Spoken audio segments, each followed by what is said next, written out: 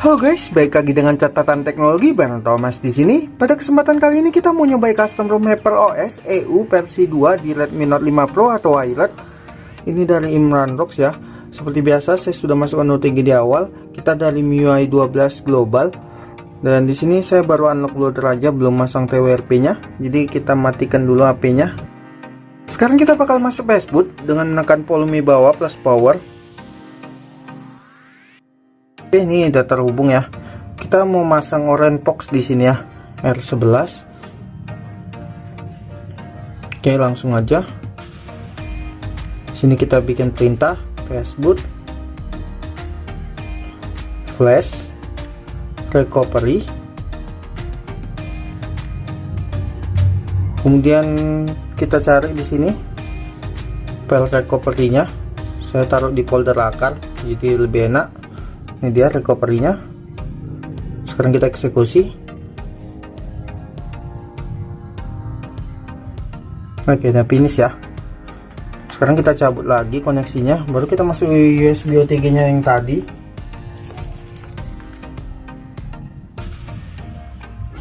Kemudian di sini kita tekan volume atas plus power untuk masuk ke recovery-nya sampai apinya getar ya, mati.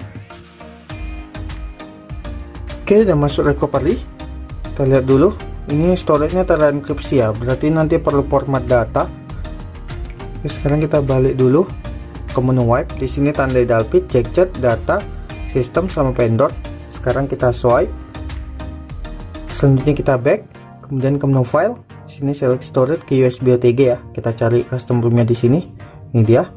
Langsung kita eksekusi.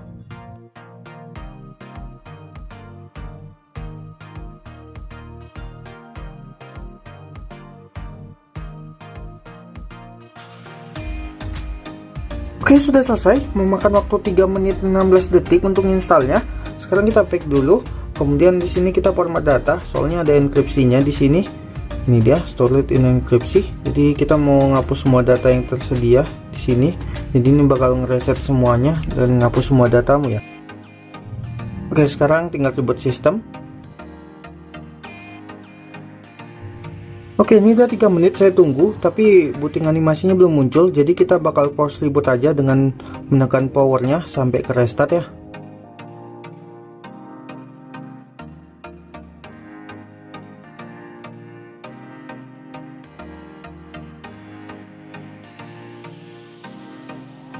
Oke, sudah berhasil, memakan waktu 3 menit 26 detik untuk bootingnya. Sekarang kita lanjut aja ke reviewnya. Inilah tampilan awalnya. Di sini ada widget. Ini bisa dihapus ya widgetnya. Kemudian kalau ditekan ini ke alarm atau ke jam. Sementara ini ke untuk winter atau cuaca. Kemudian di bawah sini ke kalender. Tapi kayaknya nggak ada aplikasi kalender ya. Baru sebelah kanan ada beberapa aplikasi. Sebelah kiri ini ada app Paul. Dan ini aplikasi yang tersedia. Di sini nggak ada radio sama kalender dan browser ya. Internal storage-nya terpakai 12 GB, sistemnya makan 9,9 GB, dan yang kosongnya itu 51 GB. Detail aplikasi yang lain kayak gini. RAM-nya yang kosong itu 1,5 GB dari 4 GB yang tersedia. Sementara kalau kita lihat dari dev check, di sini kosongnya 1,3 GB ya. Kemudian ada GRAM-nya sebanyak 3 GB, cukup besar untuk GRAM-nya. Kamera menggunakan MIUI kamera, ini versi 4.3. Fitur kameranya itu ada Pro, video, foto, kemudian portrait. Lalu ada lainnya di sini. Di sini ada video pendek, panorama, sama selang waktu. Kita coba cek panoramanya. Nggak bisa ya nyetak dia. Settingan kamera kayak gini. Di sini ada watermark. Ngebug kayaknya watermark ini, nggak ada pengaturan apapun. Yang lainnya kayak gini. Kemudian untuk videonya kita cek di sini paling tinggi 1080 60 fps. Kemudian settingan lanjutannya sama semua ya, kecuali yang di atas ini. Ini adalah hasil fotonya, cukup bagus. Di sini detailnya pun dapat, walaupun agak berbintik dekat hitam-hitam kayak gini atau yang gelap ya. Lalu ini hasil videonya. Videonya 1080 fps. Untuk status barnya kayak biasa, sebelah kiri untuk notifikasi, kemudian sebelah kanan ini untuk quick setting, lalu ini tujel yang tersedia. Udah saya cobai semua, cuman ada beberapa yang bermasalah. Pertama, untuk scanner ini kita mesti download, mesti diinstal lagi. Lalu di mode baca ini bisa diaktifkan, tapi ketika kita matikan mode bacanya, dia layarnya nggak kembali ke semula, agak kekuningan gitu. Dan mesti diperbaiki dari sini, display and brightness di skema warna. Kemudian kita ganti dulu ke pipit, kemudian ke original colornya. Udah mulai. Perbedaan MIUI sama HyperOS itu cuman ada di interkonektivitas ini. Kalau yang lain settingannya itu sama aja, nggak ada bedanya. Dan ini dia setelan interkonektivitasnya. Dia biar murah terhubung ya ke jam atau ke laptop atau ke TV. Oh ya, di sini kalau kita masukkan akun Mi itu sama sekali nggak bisa dikeluarkan. Kalau kita tekan keluar gini dia error, agak lambat munculnya. Kita tunggu bentar ya, soalnya nanti bakal muncul dia error. Nah, ini akun Mi tidak menanggapi. Oke, jadi nggak bisa dikeluarkan lagi kalau udah dimasukkan. Inilah fitur spesialnya, udah saya cobai semua, nggak ada yang bermasalah. Di long kedua ini pun bagus, tapi kalau pakai pasport saya kurang tahu bisa apa enggak. Ini masukkan marker sandi ya. Oke, nanti dulu lah kalau ini. Kemudian penambah memori ini ternyata nggak gimmick. Di sini saya coba tambahin 4 GB dan saya lihat dev check ternyata betul-betul nambah.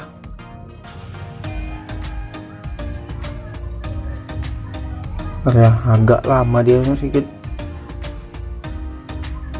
Nah, di sini bisa kita lihat RAM-nya jadi 4 GB yang sebelumnya cuma 3 GB ya. Ini adalah hasil Antutunya. Ini adalah hasil crawlingnya selama 30 menit. Suhunya mencapai 49 derajat Celcius. Oh ya, di sini saya kurang tahu entah kenapa kalau menyelesaikan penyiapan ini ditekan atau notifikasinya ditekan di sini, dia jadi payah disentuh kayak gini. Nah, ini kalau beberapa bisa kan, untuk kuncinya payah. Ya, saya tahu ini LCD udah diganti, tapi biasa nggak gini kali. Nah, kalau dibuka kamera, ini baru enak disentuh. Ini baru bisa dimasukkan passwordnya juga.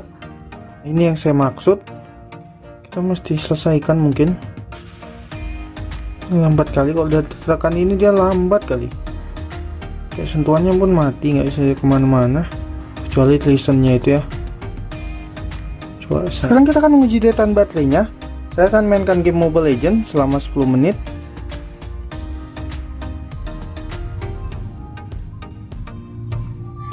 Oke, untuk settingannya kayak gini. Main kontennya udah saya download semua. Sekarang kita coba aja main klasik.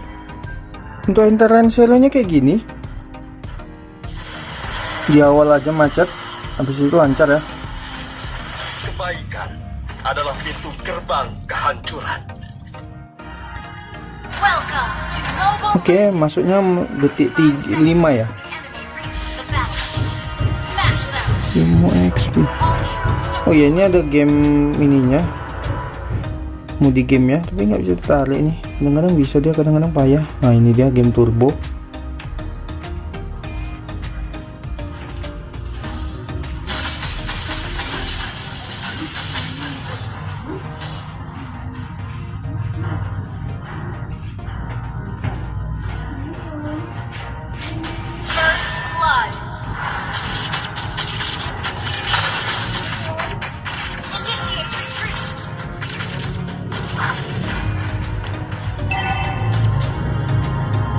Jangan takut, kamu tidak bisa lari dari takdir.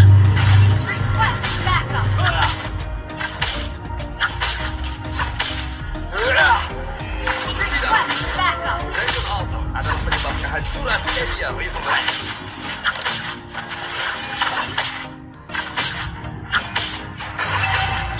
Aku tidak. Kaulah yang menempatkan dirimu dalam bahaya.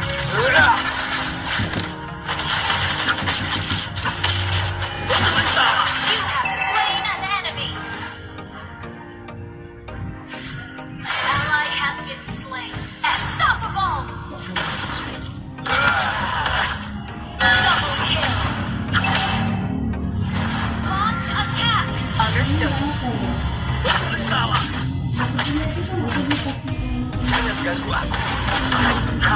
akan menderita.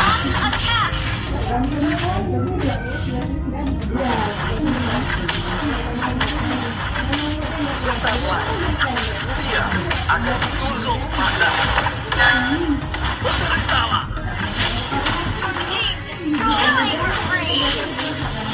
Beritalah. Sifat khas kepala akan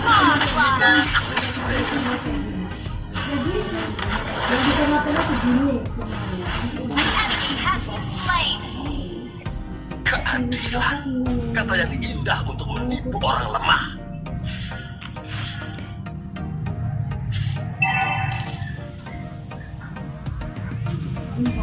Aku tidak peduli jika satu menentangku.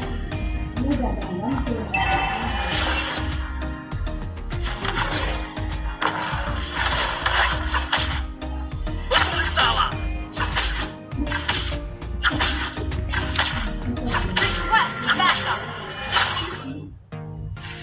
Black Dragon telah bangkit. Akan hancur.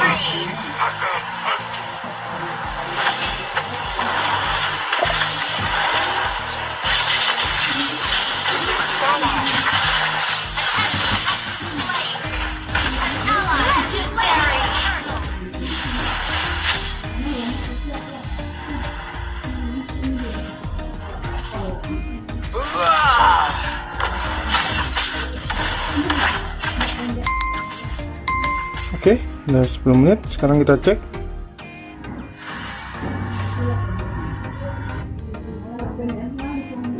Dari 79 ya, tinggal 75, habis 4%, normal. Inilah fitur perekam layarnya. Untuk resolusinya paling tinggi itu 1080. Ini nggak payah disentuh ya. Kemudian video kualitasnya paling tinggi itu 100 MB per second. Lalu untuk sumber suara ini juga gak payah disentuh ya. Nah, ini bisa sistem, bisa keduanya, bisa mikrofon, bisa tidak ada ya. Kemudian laju bingkai ini paling tinggi 90 fps. Settingan yang lain kayak gini, tapi sayangnya saat kita ngerekam itu nggak bisa, dia patah-patah kayak gini, dan hasilnya juga formatnya hancur nanti. Untuk multitaskingnya cukup bagus. Saya buka 13 aplikasi gini nggak ada yang reload, termasuk gamenya ya. Sihir mistis. Nah, sementara penggunaan RAM-nya kayak gini. Kita lihat dari dev check ya. Sini tinggal 694 MB lagi ya. RAM-nya masih ada 1,1 GB. Oh ya, RAM-nya udah saya turunkan ya dari 4 GB ke 3 GB.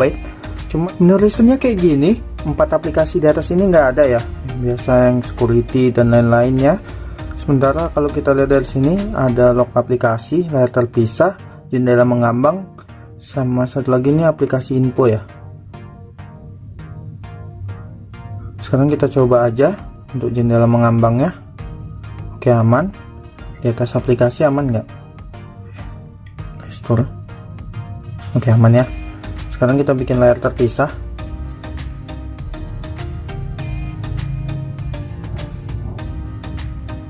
Oke, aman ya. Dibuat scrolling cukup smooth. Settingannya keduanya lulus. Saya buka Living by Mandiri juga aman, tidak terdeteksi root. Launchernya pakai peluncur sistem, ini versi 4.39. Tinggal launchernya kayak gini. Di sini ada layar utama. Ini bisa klasik dengan laci atau mode mudah. Baru ada bounce unlock animation. Oke, yang lain kayak gini. Ada super icon juga di sini. Baru ini geser ke atas untuk layar utama, cari. Coba kita tes. Oke, nggak ada aplikasi ya yang terinstall. Yang lain kayak gini.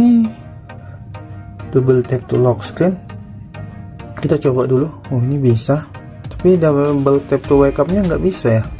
Kemudian ini settingan yang lainnya, kecepatan animasi, atur item begini. Ini bisa horizontal, bisa vertikal. Oke, cuman itu ya. Sekarang kita bakal coba ganti temanya. Kita apply. Oke, udah berhasil. Sekarang kita lihat hasilnya. Ini dia ya. Sekarang kita coba super icon. Tunggu, ini nggak ada. Ini juga nggak bisa kah super iconnya? Oh, ini ada ya, tapi mesti di defaultkan dulu atau kita ganti. Download dari sini. Untuk keamanan udah ada face unlock dan fingerprint.